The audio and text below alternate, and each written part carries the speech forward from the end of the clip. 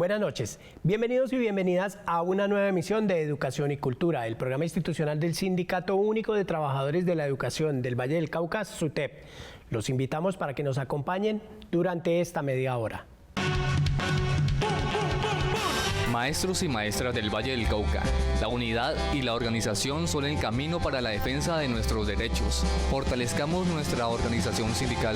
Afíliate a SUTEP, tú tienes derecho a defender tus derechos. Teniendo en cuenta la resolución 777 expedida por el Ministerio de Salud, visitamos una institución educativa de la ciudad de Cali para medir el área de los salones y determinar cuántos estudiantes podrían regresar a la presencialidad cumpliendo con el distanciamiento físico de 1 metro. Nos encontramos en uno de los salones de la institución educativa Santa Fe de la ciudad de Cali y vamos a hacer el ejercicio de medir 2 aulas para conocer el número de estudiantes que pueden regresar a clases presenciales cumpliendo con el protocolo de bioseguridad del Ministerio de Salud que establece 1 metro de distanciamiento físico entre estudiantes. Hasta aquí el salón mide 5 metros de ancho. Vamos a ver cuánto mide en total. Aquí quedamos en 5 más 77, tiene un ancho de 5,77. Hasta aquí mide 5 metros de largo. 6,70. Este salón de clase mide de ancho 5 metros con 70 centímetros por 6 metros con 70 centímetros de largo, cumpliendo con el distanciamiento físico establecido en los protocolos de bioseguridad del Ministerio de Salud. Solo cabrían 2 estudiantes para regresar a la presencialidad. Nos encontramos en una de las aulas de la modalidad de dibujo y donde también se hacen trabajos en grupo, donde normalmente estudian entre 32 y 35 estudiantes.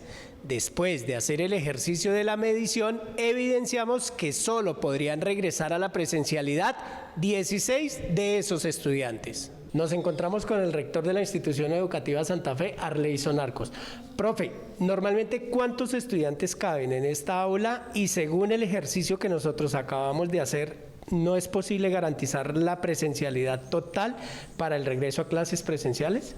Generalmente tenemos en estas aulas entre 32 y 35 estudiantes. Si aplicáramos las indicaciones que están hoy contenidas como distanciamiento social, en esta aula solo cabrían 12 estudiantes. Por lo tanto, entonces habría que establecer una especie de protocolo que nos permita dividir en 2 o 3, inclusive, el número de estudiantes y las clases que se podrían desarrollar con ellos. Más allá de las indicaciones del Ministerio de que no se partan las jornadas o que todos los estudiantes estén en su jornada regular, es la particularidad del aula lo que en últimas nos preocupa ahora como directivos. ¿Cómo hacemos para que en este retorno a la presencialidad progresiva todos los estudiantes, todas las estudiantes puedan ser atendidos, pero que efectivamente no se generen situaciones que eleven el nivel de riesgo? El incumplimiento histórico del gobierno nacional con la educación hoy ha sido una limitante para el regreso a la presencialidad total con los estudiantes, directivos docentes, personal administrativo y personal logístico en las instituciones educativas. Profe, históricamente los docentes han dicho que las relaciones técnicas que aplica el gobierno no son las más adecuadas para garantizar una educación pública de calidad y eso se ve reflejado hoy, afectando incluso el regreso a la presencialidad. Por supuesto, de hecho la pandemia debería habernos servido para de una vez por todas resolver problemas históricos de la educación pública en Colombia asociados a la infraestructura, a la distribución de los estudiantes por docente, que son las relaciones técnicas como tal, disminuyendo esas relaciones técnicas, generando un nuevo concurso que incorpore al faltante de maestros que hoy tiene la educación pública, que es cercano al 40% del magisterio que no está siendo contratado no está siendo vinculado por el Ministerio de Educación. Aulas como esta en la que nos encontramos son la evidencia de que efectivamente hemos querido meter cualquier cantidad de estudiantes en un espacio limitado. El tema de la cobertura es importante, pero también hay que pensarse ya los temas de la calidad en la prestación y garantía del servicio educativo. Profe, ¿y cuáles son esos retos que tienen los docentes en estos tiempos de pandemia para seguir garantizando esa educación a los niños? Durante toda esta pandemia, la educación pública ha funcionado por la entrega y la dedicación de sus maestros, quienes pusieron sus servicios públicos, su casa, sus espacios, sus instrumentos de personales para el trabajo, como el computador y hasta el comedor de su casa. Efectivamente, los maestros, las maestras han cumplido con la educación pública pese al desgano con el cual el Ministerio de Educación Nacional y el Gobierno Nacional han asumido las urgencias de esta nueva circunstancia. Por ejemplo, asociadas a el incumplimiento en conectividad, el incumplimiento en equipos, el incumplimiento en nuevos mobiliarios en algunas instituciones educativas. Creo que hoy deberíamos aprovechar como país esta circunstancia de la pandemia para que de una vez por todas resolvamos los problemas históricos de la educación pública.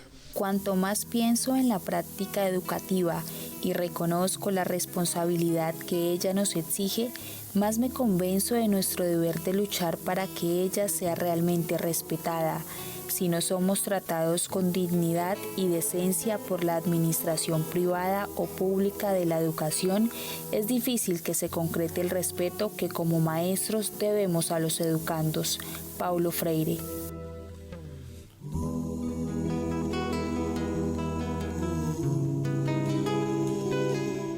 A través de una carta, el equipo autónomo de rectores de Cali manifestó una serie de inquietudes al secretario de Educación Distrital, José Darwin Lenis, en torno al regreso a clases presenciales en las instituciones educativas oficiales de la ciudad.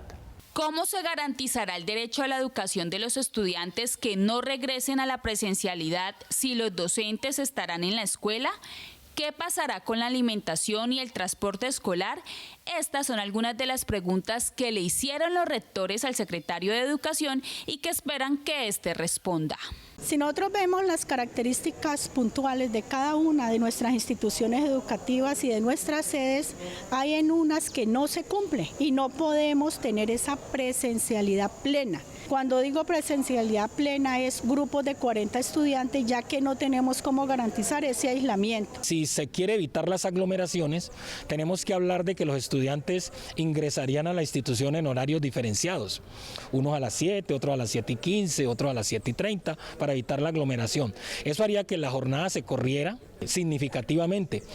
Pero la verdad es que nosotros necesitamos, en las instituciones donde tenemos las 3 jornadas, por ejemplo, o 2 jornadas, necesitamos que tipo 11:30, 12, esa primera jornada ya esté evacuada para poder hacer la exequia de los lugares para recibir la jornada de la tarde.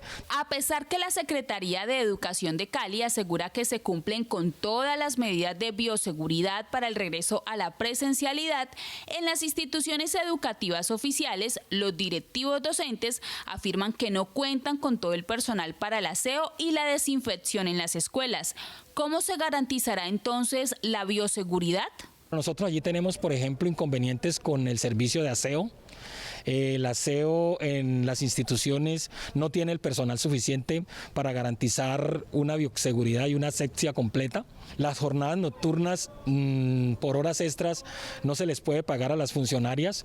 Luego no tendríamos posibilidad de sostener bioseguridad en las jornadas nocturnas. Lo que le estamos pidiendo al secretario es la posibilidad de continuar de manera de trabajo en casa con los de la nocturna, ya que no tendríamos cómo garantizar la desinfección de las sedes y de los espacios durante esa jornada nocturna. Otra de las inquietudes planteadas por los directivos docentes en este documento es cómo garantizar la educación remota a los estudiantes que no regresen a la presencialidad si los docentes están en las aulas de clase y en la mayoría de las instituciones educativas no se cuenta con internet y equipos tecnológicos. Hay unos estudiantes que se van a quedar una semana en la casa en lo que se llamaría trabajo asincrónico o trabajo en la casa.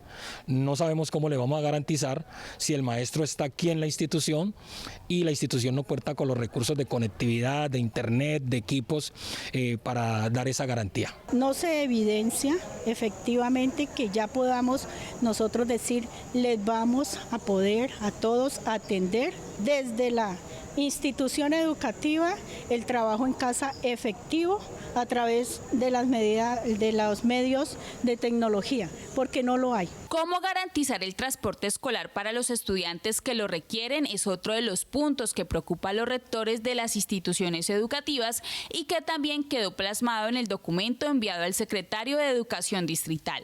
Lo del transporte escolar bastante complejo porque ustedes saben que hay colegios de ciudad donde los estudiantes se desplazan de lugares bastante distantes a la institución.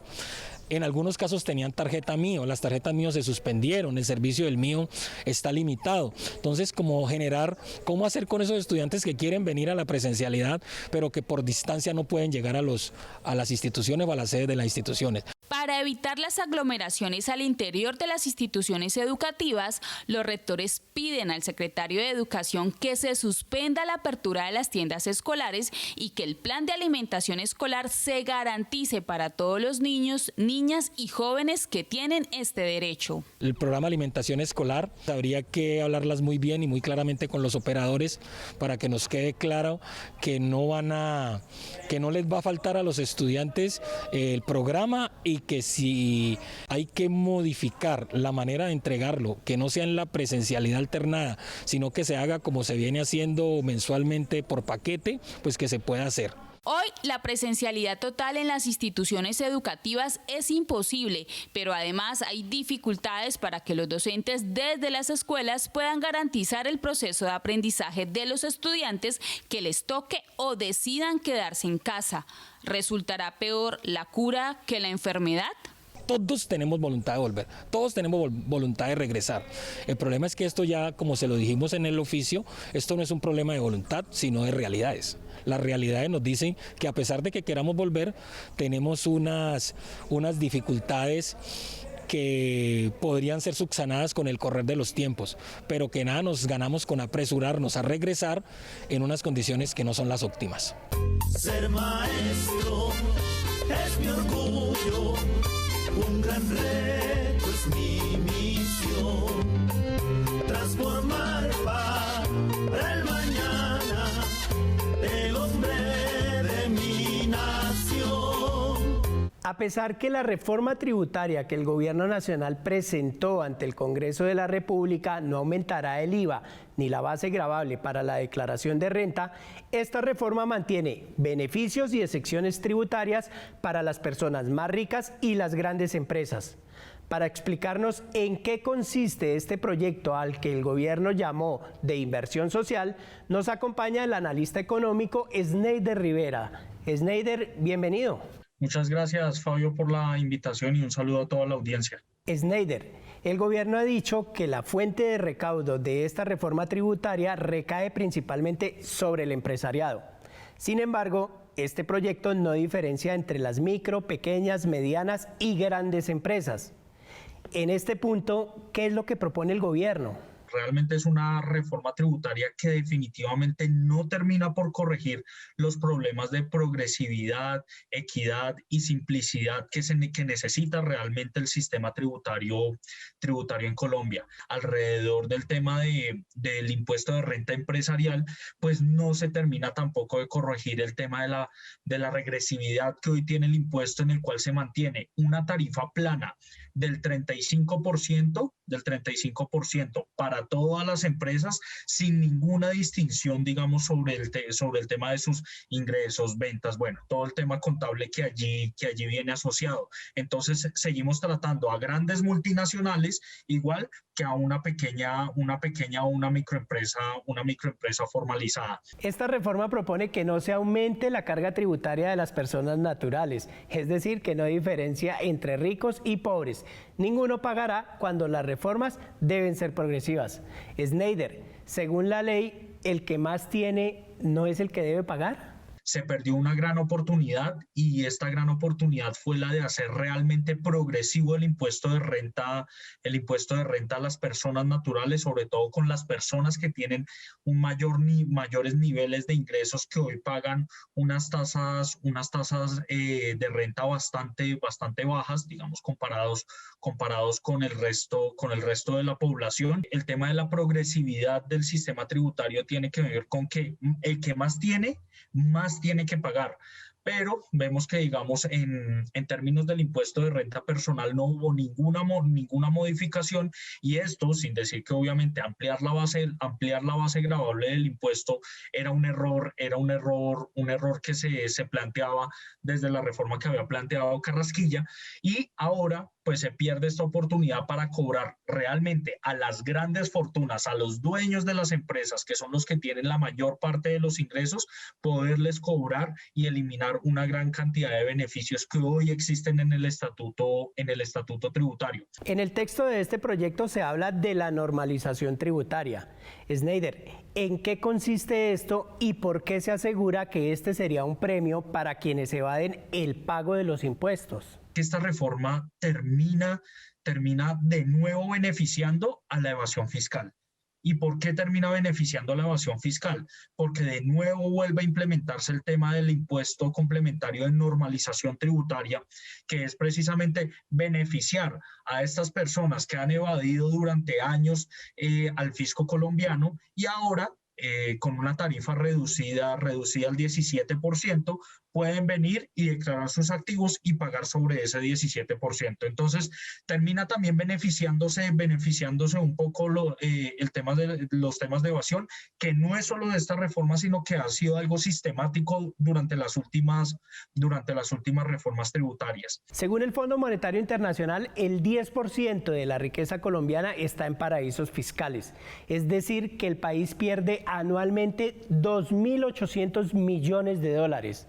Schneider, ¿quiénes son los que más evaden impuestos a través de los paraísos fiscales? Los paraísos fiscales son estos paraísos del secretismo financiero, en el cual se oculta información sobre quién es el beneficiario final, sobre todo el tipo de transacciones que se puedan hacer allí en estos paraísos. Esto lo puede utilizar una persona cualquiera como un exministro de Hacienda, pero también vemos que grandes empresas utilizan estos mecanismos. Incluso hay una investigación que se ha venido realizando en estos últimos años alrededor, por ejemplo, de Ecopetrol, que tiene un banco o un vehículo de inversión que llama la empresa en Suiza, o que tiene también sucursales en Barbados, en Islas Caimán, la empresa pública por excelencia de todos los colombianos, que también tiene operación en estos paraísos fiscales. En el proyecto de reforma tributaria se habla de austeridad fiscal.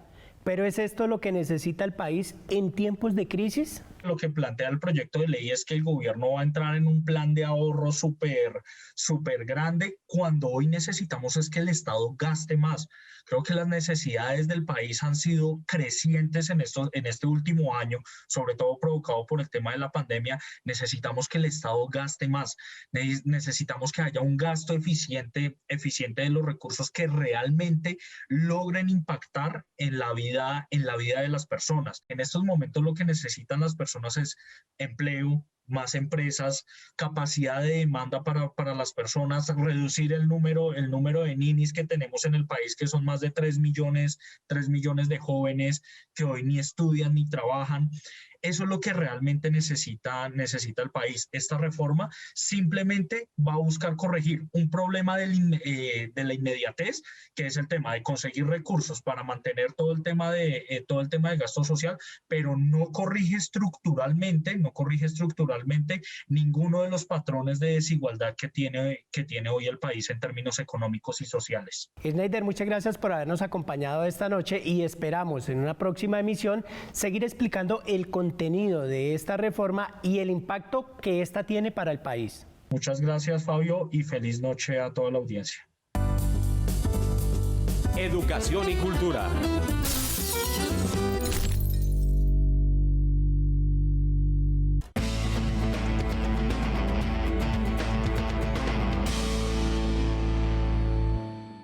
para todos los maestros y maestras del Valle del Cauca, reciban un fraternal saludo de parte de la Junta Directiva SUTEP.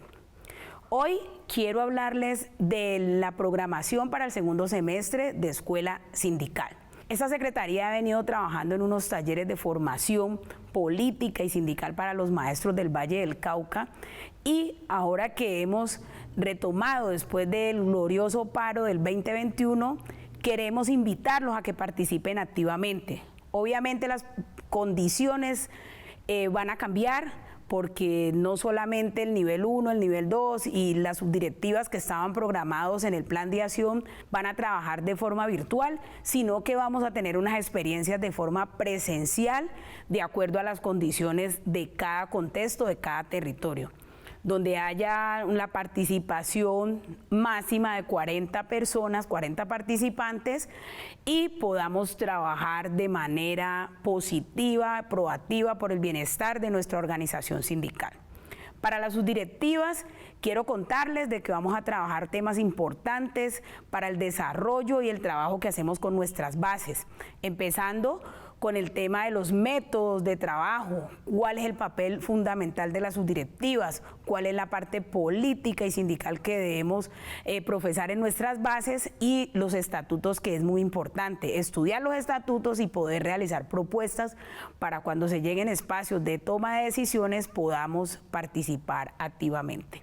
Próximamente estaremos con el taller de Lara Forbunder y el ABC sindical, que es en acuerdo, en conjunto con FECODE, y seguiremos con la programación en este mes de agosto. Estén todos muy pendientes, saldrán las comunicaciones, las convocatorias, y iniciamos nuevamente nuestro camino político y sindical desde la Secretaría de Organización y Educación Sindical. Los esperamos.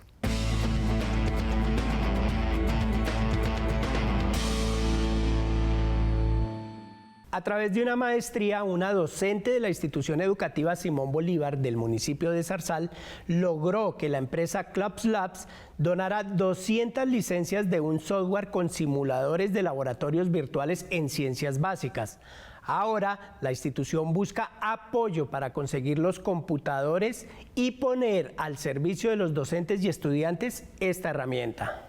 Club Labs es un entorno virtual de aprendizaje compuesto por simuladores gamificados que permiten a los estudiantes realizar más de 400 prácticas de laboratorio y experimentar en áreas como la física, la química, la biología o la matemática. Una plataforma que facilita un aprendizaje práctico y divertido. Para los de química, entonces, tenemos todos los elementos necesarios para las prácticas de laboratorio. El estudiante puede interactuar con los instrumentos volumétricos, la probeta, los balones aforados, el balón con desprendimiento. Aquí tenemos entonces, por ejemplo, un alcoholímetro que nos va a permitir medir el porcentaje de alcohol en esta muestra, 44%, y realizar todo un proceso para hacer la destilación.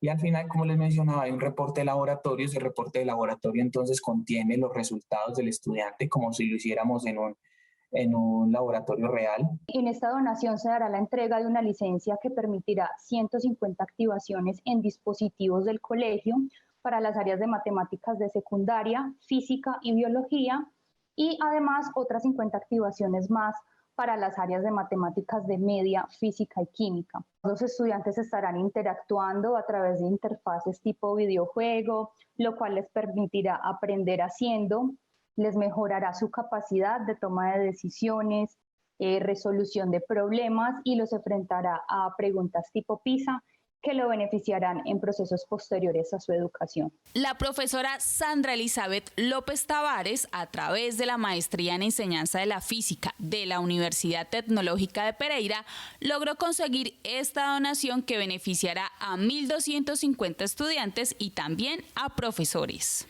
Hicimos un trabajo pedagógico en el cual pues hubo una especie de concurso en donde pues se escogieron los mejores proyectos, y entre esos pues estuvo el mío.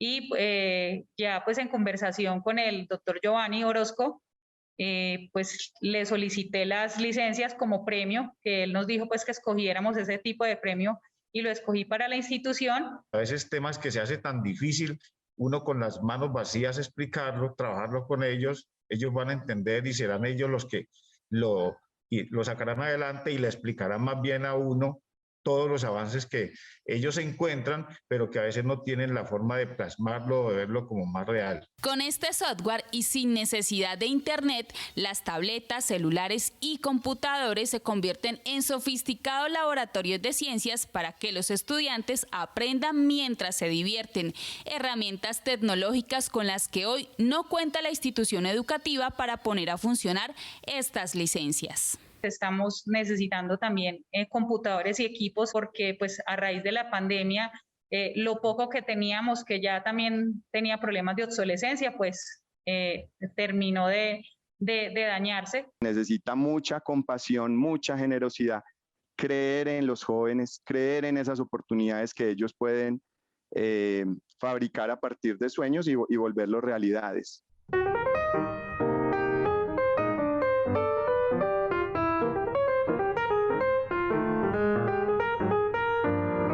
Vamos llegando al final de esta emisión y como ya es habitual, la licenciada Eufemia Mosquera Rivas, presidenta de la organización sindical, rinde el informe semanal.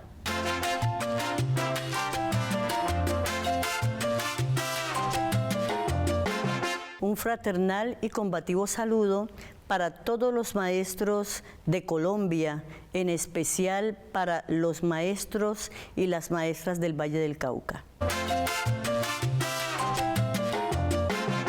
El fallo en la medida provisional, ¿sí?, de suspensión de la presencialidad habla exactamente de suspensión de la presencialidad. Esto significa que los docentes deben estar en sus actividades pedagógicas y académicas desde la virtualidad o el trabajo remoto. En el caso de Cali, sigue que el ente territorial aporte los documentos y pruebas y el SUTE aporte lo mismo para resolver la tutela de fondo. Esperamos que se pueda dirimir y volver a la presencialidad, porque ¿qué más queremos nosotros que volver? Pero volver con esa seguridad. Y con esto no estamos diciendo que el ente territorial no esté haciendo ingentes esfuerzos por tener esas instituciones al tenor de lo que alcanzan los exiguos recursos que han manejado, como lo vengo diciendo hace rato, para tener esas instituciones aptas para la presencialidad. Para el Valle del Cauca, donde la medida del amparo constitucional cautelar para suspender la presencialidad mientras se resuelve de fondo no se dio, es que los maestros, así como reza el acta parcial de acuerdo entre FECODE y el Ministerio de Educación Nacional, hay que formar esas comisiones de seguimiento para mirar que las instituciones en verdad estén cumpliendo con esas medidas para volver a la presencialidad. La tutela sigue su curso. El ente territorial aporta sus pruebas, SUTE, la organización sindical, aporta sus pruebas hasta que la tutela sea fallada.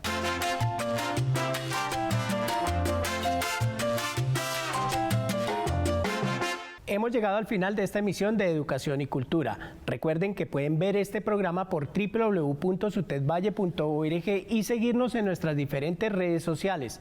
No olviden que tenemos una cita todos los lunes a las 7 de la noche por el canal regional Telepacífico. Nos vemos la próxima semana.